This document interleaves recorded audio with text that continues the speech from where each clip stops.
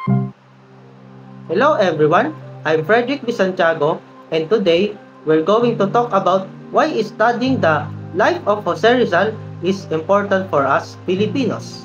But first, let's get to know who Dr. Jose Protasio Rizal Mercado y Alonso Realonda really was.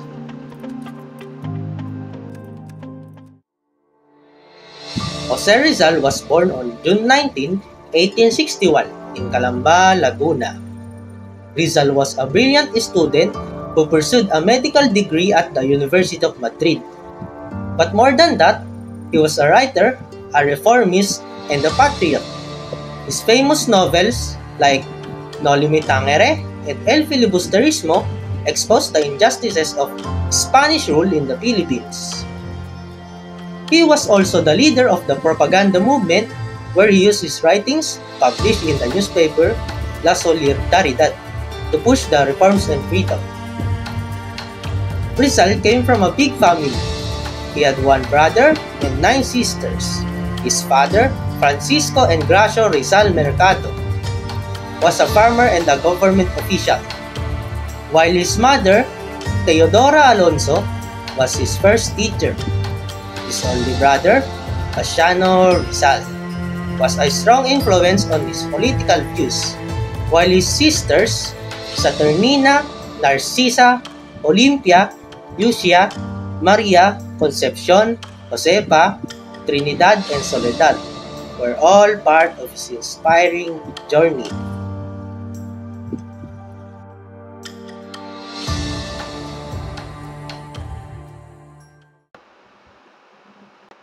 Now that we know a little about Rizal, let's answer the big question. Why do we need to study his life and works?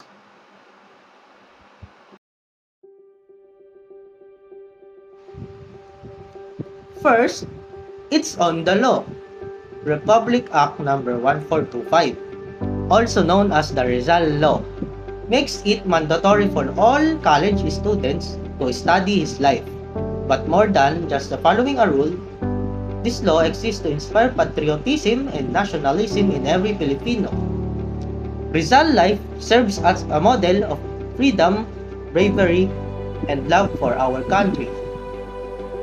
Second are moral and intellectual development. Rizal novels like Noli Me Tangere and El Filibusterismo are more than just a story.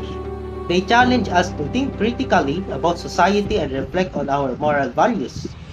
The issues Rizal wrote about, like corruption and injustice, are still relevant today. Third are understanding our identity as Filipinos. Studying Rizal helps us understand the history of the Philippines, our struggles, and our culture. By learning about our past, we strengthen our sense of national identity and unity. And lastly, motivational for personal growth.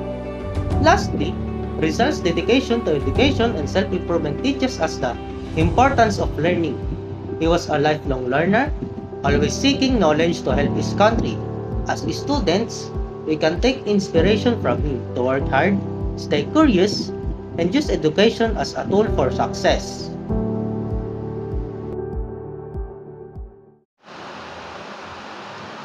And that's why studying Rizal life is so important for us Filipinos. His story isn't just history. It's a lesson, a motivation, and a reminder of who we are. Again, I'm Frederick B. Santiago, and I hope this helped you understand why Rizal life and works matter to all of us. Peace out.